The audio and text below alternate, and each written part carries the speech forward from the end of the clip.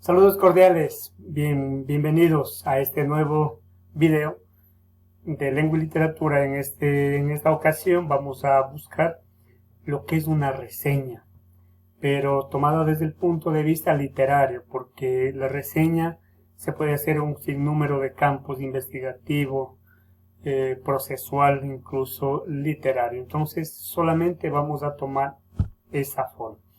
Entonces decimos que la reseña viene a ser un texto breve. ¿Y por qué un texto breve? Porque creemos importante que es no solo un resumen. Vamos a ver más adelante paso a paso lo que está sucediendo. Es un escrito que intenta dar una visión panorámica y a la vez crítica. ¿Por qué panorámica? 360 grados sobre un texto o cualquier tipo de obra literaria. Permite dar cuenta de una obra independientemente del carácter que ésta sea, también tomado desde el punto de vista de quien hace la reseña. En el caso de ser un texto, debe incluir datos bibliográficos del texto, ya sea el título, el autor, las páginas, editorial y el año de publicación, si es tomado. En el caso de ser un film, debe incluir título, director, protagonista, año, duración. Entonces vean que no solamente es de un libro. Empezamos revisando un poco lo que es tipos de reseñas, porque más adelante vamos a ver ejemplos claros y nos va a esclarecer mucho más de lo que estamos tratando. Uno de ellos es la parte crítica.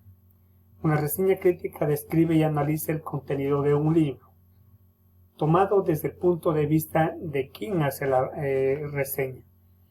También puede ser informativa. Se trata de un tipo de nota que forma parte del género periodístico en especial y que busca informar. También aporta información al lector, porque muchas de las veces la información nos llega sesgada, pero a su vez realiza una valoración, la importancia de lo que está hablando. Y puede ser también la reseña analítica. Aquí se hace solo la descripción del libro o publicación, es decir, se informa de los datos bibliográficos y su contenido de un modo superficial. No pienso así tanto, porque al analizar forma parte de la sustancia del libro. Entonces un poquito cambiamos de esa parte. Partes de una reseña debe normalmente contener un título, un encabezado, luego viene el resumen de la obra, un comentario crítico precisamente dado del reseñador, hay unas breves conclusiones. También se le pone la importancia que es el autor de la reseña. ¿Qué ponemos en el título? Aquí algo importante. Es necesario conocer o definir que nosotros estamos verificando que toda reseña debe tener un título en el que se puede especificar el libro o tema reseñado, porque es importante saber de dónde estamos reseñando. Reseña significa contenido sintáctico, un contenido no solo resumido, sino que abarca de forma breve toda la magnitud de una obra. Entonces, también ponemos ¿en qué ponemos en presentación? En este componente se considera en la reseña los datos bibliográficos del tema o texto a tratar, tales como el nombre del autor, el tipo de libro, cómo se llama el libro, la editorial, la fecha y las páginas que estamos reseñando. Conocen ustedes muy bien, en el resumen no solo debe ser expositivo, en el resumen en sí se debe ver la exposición en el que de una manera muy amplia y específica, sintética, se muestra el contenido fundamental del tema o el texto a tratar. Viene el comentario crítico. El autor de la reseña debe consignar también su postura crítica, a qué se refiere o por qué está tratando así, cuál es el cambio sustancial. A veces aportamos positivamente y en algunos casos de forma negativa. También existen conclusiones. Allí finalmente se debe poseer una breve conclusión que aclara su contenido. Entonces, estas son las partes que definen la reseña. Aquí de alguna otra manera un poquito quizás más sustancial, más definido, toma como el autor tres partes que no se debe olvidar. La introducción, que lleva a la bibliografía, síntesis de las ideas generales, área de tema de interés que vamos a tratar, posición del autor en cuanto al libro, posición personal y conceptos del autor, viene el desarrollo en sí, donde hay la posición del autor sobre autores del tema, porque pueden ser varios, objetivos de trabajo y su cumplimiento, exposición de contenido. Es necesario revisar coherentemente la construcción teórica. También debemos señalar puntos fuertes y débiles.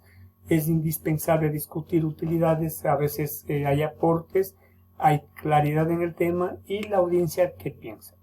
Definamos las conclusiones. Resumir conclusiones del autor. Relacionar con otros autores, porque hay temas que tratan diversos autores, no solo en la parte literaria, sino en el plano conceptual. También hay que juzgar valor y mérito del trabajo de la realización del libro.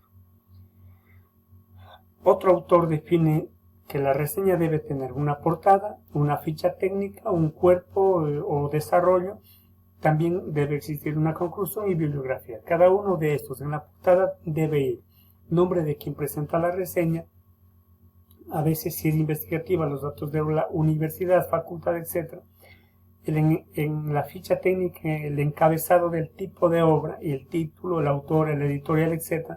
En el cuerpo, obviamente, se presenta el documento a desarrollar y el autor, tanto un resumen expositivo crítico de la obra, un comentario, ¿no es cierto?, argumentando, por supuesto que sí. En las conclusiones, hacer un juicio valorativo y síntesis de la reseña para que convenga esto al autor, y las fuentes que generalmente no se debe olvidar. También existen características de la reseña, y esto en la parte solo académica. Recuerden que nuestra posición es siempre desde la academia, desde la parte del proceso enseñanza-aprendizaje. Las reseñas por lo general no presentan secciones con subtítulos, como sucede por ejemplo en el artículo de investigación. Sin embargo, sí suelen incluir ciertas partes, que en general son 5. Esas son datos bibliográficos, datos del reseñador o reseñadora, conceptualización, síntesis, descripción breve. Recuerden, debe ser muy breve, sintética, y debemos posesionarnos de una conclusión. Ahora, es necesario dar instrucciones para realizar una reseña literaria, que esto nos compete a nosotros. En la ficha bibliográfica va el nombre del autor, editorial, lugar y fecha de edición. En la presentación, género literario al que pertenece, en este caso es narrativo, fantástico, argumentativo, etc. Público al que se dirige la obra, puede ser infantil, juvenil, adolescente. En la parte académica, por ejemplo, puede ser para la educación inicial, elemental, básica o superior. Breve información sobre el autor, obras interesantes que haya escrito para conmesurar y contextualizar. Resumen del argumento, no dar demasiados detalles, ni interrumpir la narración, es un punto álgido para crear suspenso, esto es importante. También hay que buscar los personajes, breve descripción de los protagonistas y de los antagonistas, si es que hubiere. ¿No es cierto? Es necesario que ustedes sepan exactamente cuáles son los personajes y cómo funcionan cada uno.